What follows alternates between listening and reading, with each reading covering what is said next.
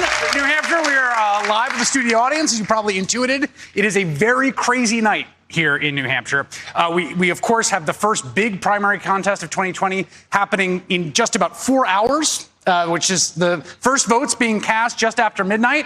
And then right now, as I'm speaking to you, on top of that, literally just across the street, the president is doing what the president does, which is rallying his followers and attacking and insulting his critics and wishing they all get locked up. I had noticed, and I think this has been something I've noticed in conversations with a lot of different people, both here in New Hampshire and outside it, there's this kind of real unmistakable sense of fear among Democrats, particularly coming off of last week. Fear of the president being reelected. Everyone here is nodding their head. And I think that's been aided by a lot of high-profile national commentary that's prompted this kind of hopelessness, even dread, some of which I do completely get. I mean, the president was, of course, acquitted last week in the third ever impeachment trial in American history. He is now firing his perceived enemies inside the U.S. government. They're being marched out of the White House. We learned today that his Attorney General, William Barr, is helping Rudy Giuliani funnel dirt on Joe Biden directly into the Department of Justice, which doesn't quite seem kosher to me. And there's also the fact that Trump's approval rating has unmistakably ticked up a little bit in the last few weeks.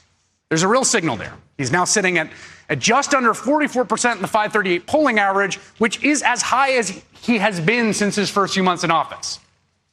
Now, add to that the fact that Iowa caucuses were an absolute mess and that people are unclear about who can unite the Democratic Party. And a lot of people are just walking around saying, oh, God, he's going to win, he's going to win, he's going to win. But I think that the million or so stories and comments I have read about Trump being ascended this week were very, very, very much overstating the case. The Trump campaign would be more than happy to have you believe that the president, again, right across the street right now, is some kind of colossus. And that, by the way, is how he is planning to win. He's planning to win by projecting that very idea. That he is here, it's why he's here in New Hampshire tonight, right? There's no contested Republican primary. He doesn't have to be here. The idea is to literally intimidate Democrats, to scare them. Now, the president is many things. He is a bigot. He is a liar. He is a narcissist. But above all else, from the day that he inherited his daddy's business and much of his fortune, he has been a con man. You can ask nearly anyone who's ever done business with the guy. That's fundamentally what he is. That's his core. He's a con man. And the word con man is actually short for confidence man. Because the way that a con man pulls off the con is by gaining people's confidence and getting people to do what he wants them to do. Right? He gains your trust. He fools you into thinking he's someone you can say, trust with your money, or your well-being, or your country. By the way, the original confidence man was this New Yorker. He was a guy who would go up to strangers on the street, pretending that he knew them, and strike up a conversation and then ask him if they had the trust or confidence to let him hold their watch. And they would. And he would just walk away with the watch. And that is basically the way that Donald Trump operates. Trump is trying to do that right now. But the key message for Democrats coming off last week, and as he's there across the street at the rally, is do not fall for the con. Remember, a majority of the country still opposes this man. They have opposed him for all of his tenure. It's almost unprecedented in the history of modern polling. He lost the popular vote by 3 million votes. He was the beneficiary of not one, but at least 2 completely illegal conspiracies to help him get elected. One by the Russian government, the other to cover up his multiple affairs, pulled off by his attorney at apparently his direction. And that's not to mention James Comey and what he did during the last 2 weeks of the election. And with all of that help, all those thumbs pressing down on the scale, he ekes out a 77,000 vote margin across 3 states that gives him an electoral college victory. And even now, after one of his best weeks of polling, he is polling probably where a president should be higher than to win re-election. He's only at 44%. I mean, heck, a majority of the country not only disapproves of him, a majority wanted the United States Senate to kick the guy out of office. That's not to say that he's going to be defeated, right? I'm not making a prediction here. But the idea that this is some terrifyingly popular juggernaut is just not borne out by the facts. The problem, of course, is that everyone's so traumatized by 2016. I mean, I remember being here 4 years ago. I sometimes think of the conversation I would have with my 16-year-old self sitting here in Manchester about what was about to come. And nobody, or a lot of people, thought that he could not win. But you got to be really clear-eyed about what the present situation is. The president, of course, does have a chance to be reelected. He is the incumbent president. So of course he can win. We know that. Of course he can win. He can also be beat. And I get the frustration and the hopelessness among some Democrats. They look at the president, they think, how does anyone still support this guy? After all this, how does anyone still support this guy?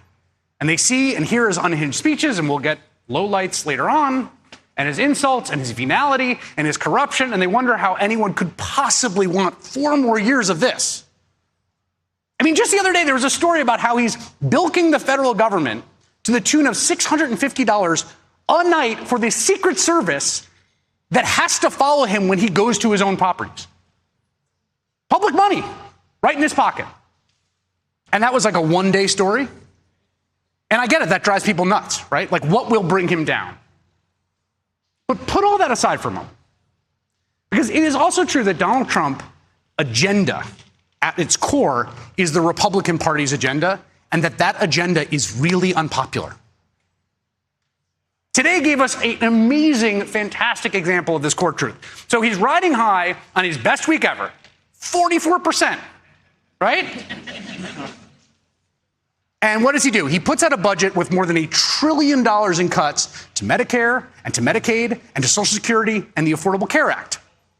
And the budget also serves as a reminder that, oh, yeah, by the way, the administration is in court right now as I speak to you, trying to destroy the ACA root and branch.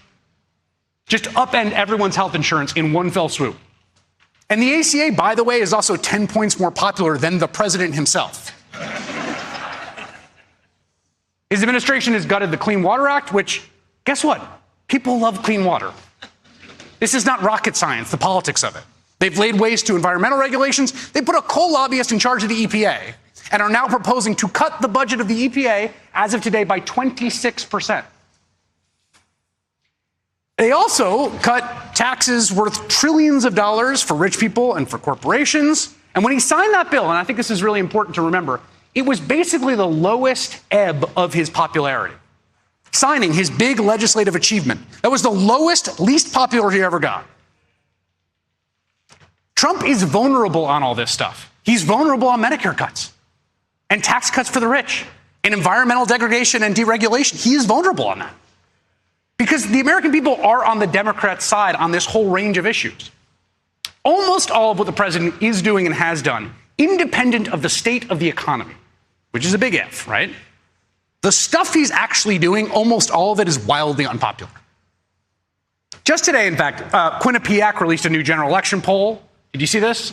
6 different head-to-head matchups. 6 different Democrats beating Trump in head-to-head battles.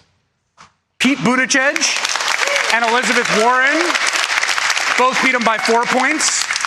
Amy Klobuchar beats him by 6. Joe Biden beats him by 7. Bernie Sanders beats Donald Trump by 8 points. And Mike Bloomberg right now is beating him by 9 points. The lesson of that is he is weak. He's vulnerable. Politically, he's beatable. He wants you to believe that he's strong, but he's not. He is not a colossus. He's a con man. So Democrats don't have to be afraid of the guy across the street. They just got to get out there and they have to do the work to beat him. That's it. No shortcuts.